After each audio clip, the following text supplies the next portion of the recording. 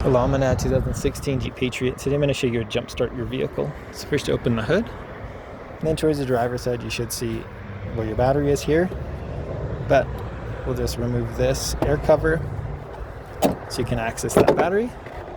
So here's our battery now with your positive terminal here and your negative terminal here. And you can always double check on the battery itself too for confirmation. There's a negative symbol there and there's a positive symbol over here.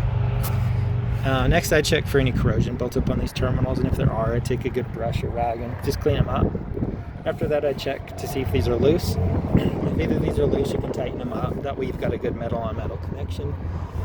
And then from there, with either your jump box then or your jumper cables, you take your metal clamps and you'll take your positive clamp and connect to as much of the metal here as you can.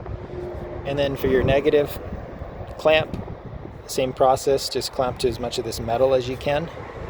And if you're running jumper cables to another vehicle, make sure the vehicle is turned on all the way with the motor running, and that you've got your positive leading directly to the positive on the other vehicle and the negative directly to the negative on the other vehicle.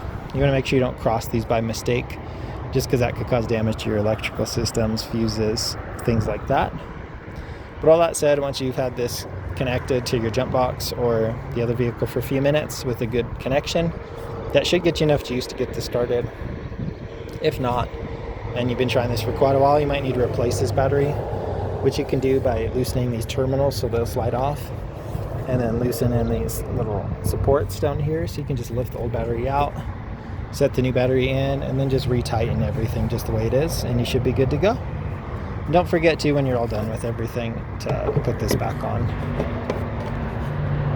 But I hope all this was helpful and hope you have a wonderful day.